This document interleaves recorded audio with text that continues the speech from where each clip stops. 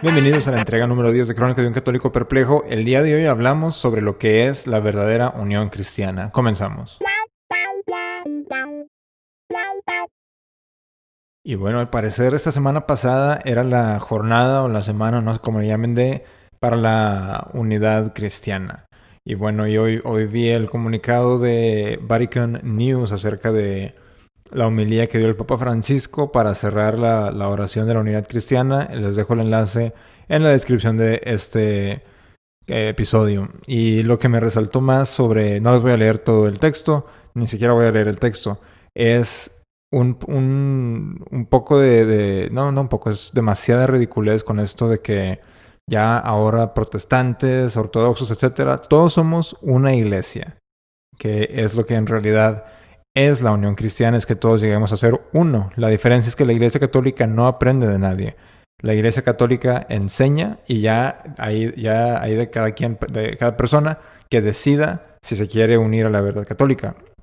Nos vamos al Catecismo de San Pío X, en el párrafo, la pregunta número 151. ¿Qué es la Iglesia Católica? Y la respuesta es: la Iglesia Católica es la sociedad o congregación de todos los bautizados que, viviendo en la tierra, profesan la misma fe y ley de Cristo, participan en los mismos sacramentos y obedecen a los legítimos pastores, principalmente al romano pontífice.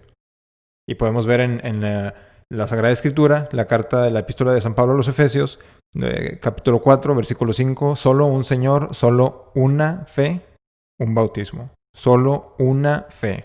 No muchos, no que los bautistas y los metodistas, pero todos somos válidos, todos tenemos una fe válida. No, es una sola fe, y esto viene derechito de la Sagrada Escritura. Ahora el párrafo número 162 en el Catecismo de San Pío X también. La pregunta es: ¿por qué la Iglesia verdadera es además apostólica? La respuesta es: la Iglesia verdadera es además apostólica porque se remonta sin interrupción hasta los apóstoles, porque cree y enseña todo lo que ellos creyeron y enseñaron, y porque es guiada y gobernada por los pastores que legítimamente les suceden. Vemos una doctrina que es muy olvidada el día de nuestros días, porque hay muchos católicos que dicen: es que a mí lo que me gusta mucho de los, como les dicen, los hermanos separados, es que ellos conocen muy bien la Biblia.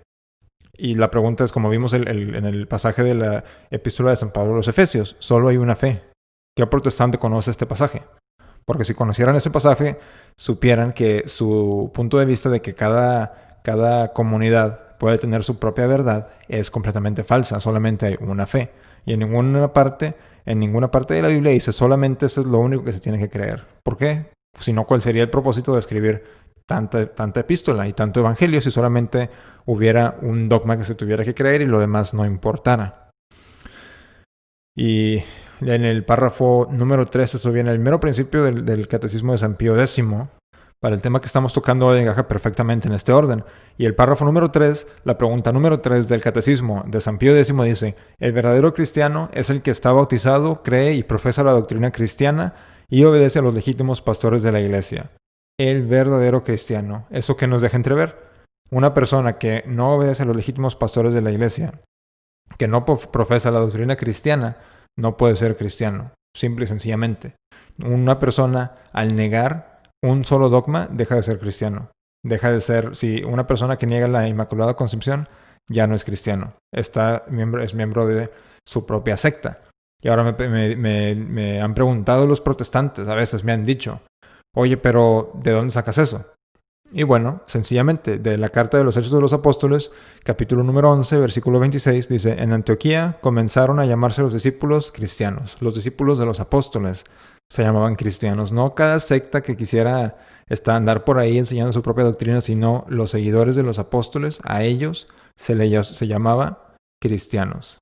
Si alguien decía: no, yo tengo mi propia iglesia, yo no necesito a Pablo, ni a Pedro, ni a Santiago, etcétera. Si alguien dijera eso, esa persona ese grupo sería una secta y ya no una iglesia, sencillamente.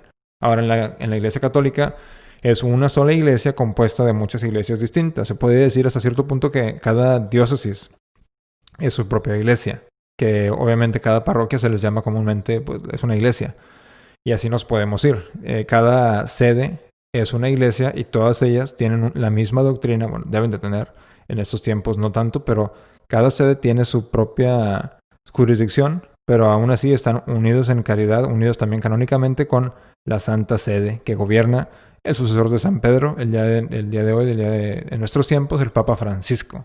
Ahora, el hecho de que de que yo esté haciendo aquí un podcast y esté criticando aquí la homilía del Papa Francisco, que la vamos a revisar un poco más adelante, no significa que yo deje de quebrar la comunión con el Papa Francisco, sino que son cosas, como vimos en otros capítulos, como por virtud de nuestra confirmación, de la gracia del sacramento de la confirmación, tenemos el derecho, y no solamente el derecho, sino la obligación de defender la fe cristiana, de defender la doctrina católica. Y ya llegan puntos donde vemos lo que sucede en nuestras familias, que la gente deja de la iglesia católica y los familiares dicen, no, pues no pasa nada, y mientras Juanito siga siguiendo a Jesús, no pasa nada, no importa a qué iglesia vaya. Es un error enorme de nuestros tiempos, el indiferentismo religioso, y tienen que ponerle un alto. No lo quieren hacer los obispos, y bueno, nosotros como laicos hasta cierto punto ponemos este tipo de videos ahí afuera, este tipo de audios para no inventarnos una doctrina de nosotros mismos. Esta no es la doctrina de Alberto, esta es la doctrina de la Iglesia Católica. Lo único que he hecho en este video es leerles de los catecismos de la Iglesia. Y bueno, ya les leí de los Hechos de los Apóstoles. Recuerden, los discípulos de los apóstoles eran los cristianos. Me dio mucha risa, me pareció una extrema coincidencia que de hecho el día de ayer me estaba preguntando mi esposa fue confirmada recientemente. Me pregunta mi esposa que si las oraciones de los no católicos tienen mérito o que si hacen algo. Y le digo, pues la verdad es que no, la Iglesia Católica enseña que solamente las oraciones de una persona que está en un estado de gracia tienen mérito y tienen valor. Ahora sí reciben gracia los que no son católicos, pero la única gracia, nos enseña la Iglesia, la única gracia que reciben los protestantes, los ortodoxos, etcétera, es para regresar a comunión con la Iglesia Católica. Es la única. Entonces me pregunta esto mi esposa, estábamos platicando de eso ayer, y hoy veo que el Papa Francisco, ya cerrando la jornada de la unidad con los cristianos, que originalmente fue instituida por los papas fue aprobada por los papas para que regresaran los herejes y los cismáticos al seno de la Iglesia. Ahora, ya después del concilio, se ha completamente distorsionado se ha deformado el verdadero significado de esta jornada, y ahora no se trata de que los herejes regresen al seno de la Iglesia, sin la cual no hay salvación. No, ahora se trata de llevarnos mejor, de todos ser amigos, abrazo, y andar brincando por todos lados, y que se tome foto el Papa con una pastora luterana y una pastora de tal secta, etcétera, etcétera, y todos amigos, todos abrazados, todos muy contentos. Esta es la deformación de la jornada de la unidad cristiana que existe en nuestros tiempos. Está completamente deformada. No era el verdadero significado y nunca lo ha sido. Y bueno, nos comenta el Papa Francisco en su homilía que el primer círculo de unidad es Jesús. Dice el Papa acerca de esto, es obra de la gracia que recibimos al permanecer en Jesús. La Iglesia es el cuerpo místico de Cristo. Fuera de la Iglesia Católica no se puede estar unido con Cristo. Punto. Es la doctrina que nos enseña la Iglesia, es la que deben de estar aprendiendo los niños, y es la que debemos de estar defendiendo nosotros. Fuera del cuerpo místico de Cristo no se puede seguir a Jesús, porque sabemos que Jesús es la cabeza de la Iglesia. Jesús es el esposo divino. ¿Y cómo puede un buen esposo tener más de una esposa? Imposible. Entonces decir que se puede estar en unión con Jesús en religiones que no sean la católica es hasta cierto punto decirle a nuestro Señor que es un adúltero, porque ya es decir que tiene más de una esposa, que es la Iglesia Católica, es la única esposa de Cristo. La Iglesia Católica no puede haber más. Y bueno, seguimos. El segundo círculo, según el Papa Francisco, es ser cristianos. Como venimos comentando, ser cristiano significa seguir la doctrina católica, no seguir la doctrina que cada quien se invente. Porque este es el punto en el que están los protestantes. Dentro de la secta anglicana, etcétera, también hay muchos, aquí algunos aceptan a las disque sacerdotes mujeres, y que otros aceptan nada más a los hombres, y que tal doctrina y tal doctrina. Entonces ni siquiera tienen unidad en ellos mismos. ¿Cómo puede ser que vayamos a tener unidad de doctrina con herejes y con cismáticos? Es imposible.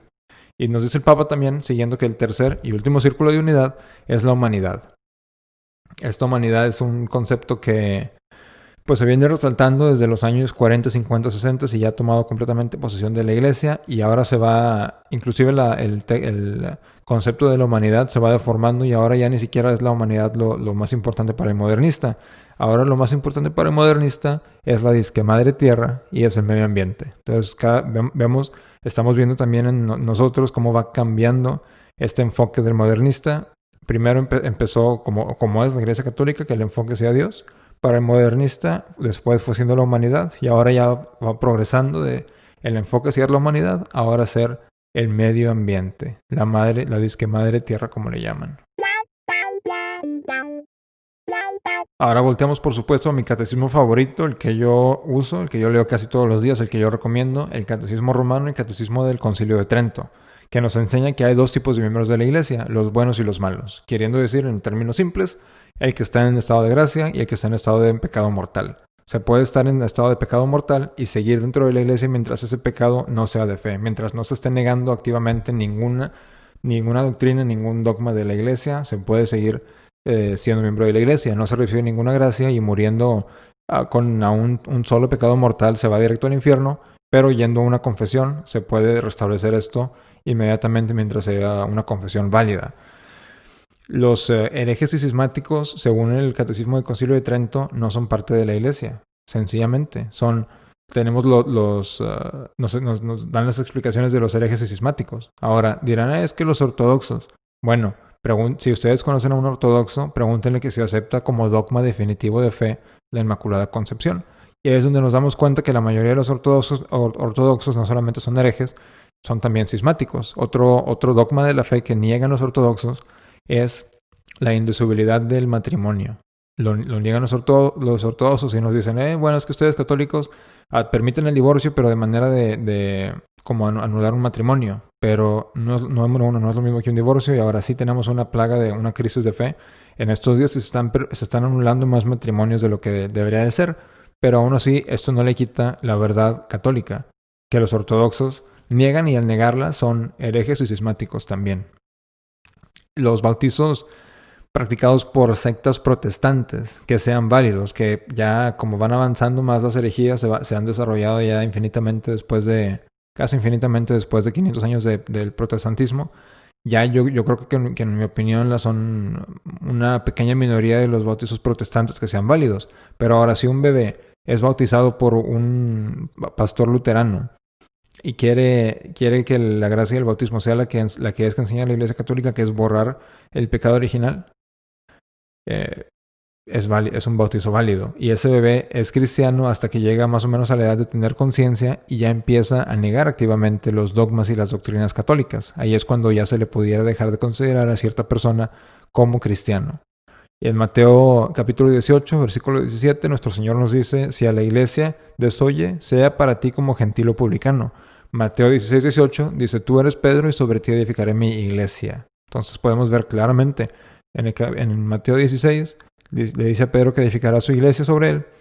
Y en Mateo 18, siguiendo unos cuantos capítulos, habla de que el que no escucha a la iglesia se ha tratado como un gentil o publicano. Ahora, los protestantes que nos digan es que Jesús no inició ninguna iglesia, claramente no es cierto. Es que Jesús no fundó ninguna religión. No es cierto, porque lo vemos claro en las Santas Escrituras, que también los protestantes se escuchan. Ahora, para los que dicen, que se consideran católicos, que dicen, es que el Papa Francisco dijo que los protestantes son parte de la iglesia, entonces ya lo son. Bueno, nos vamos a Gálatas capítulo 1, versículo 8, donde nos dice San Pablo, pero aunque nosotros o un ángel del cielo os anunciase otro evangelio distinto al que os hemos anunciado, sea anátema. Ahora fíjense, dice, aunque nosotros, ¿y qué es el Papa Francisco sino más que un sucesor de San Pedro? O sea, aunque nosotros, un apóstol o sucesores, nos enseñan una doctrina distinta a la que conocemos, que sea anátema. ¿Cuál es la definición de anátema? Es excomunión o exclusión de una persona católica de su comunidad religiosa y de la posibilidad de recibir los sacramentos, dictada por la autoridad eclesiástica competente. Y la segunda definición, condena moral, prohibición o persecución que se hace de una persona o de una cosa, por una actitud, ideología, etcétera, que se considera perjudicial. Y al decirnos San Pablo que consideramos anátema una opinión distinta al Evangelio, es simplemente que la ignoremos. Punto. Nosotros no podemos como laicos condenar a ningún obispo, especialmente el Papa, decir es hereje, pero podemos decir esa enseñanza que nos están pasando es una herejía y no la podemos mantener nosotros de ninguna manera, o nos podemos ir como los ciegos, siguiendo a los ciegos, al infierno. Y bueno, llegamos al final del capítulo de hoy. Como les digo, les dejo la nota en la descripción. Vayan, léenla, porque hay que entender esos errores de nuestros tiempos.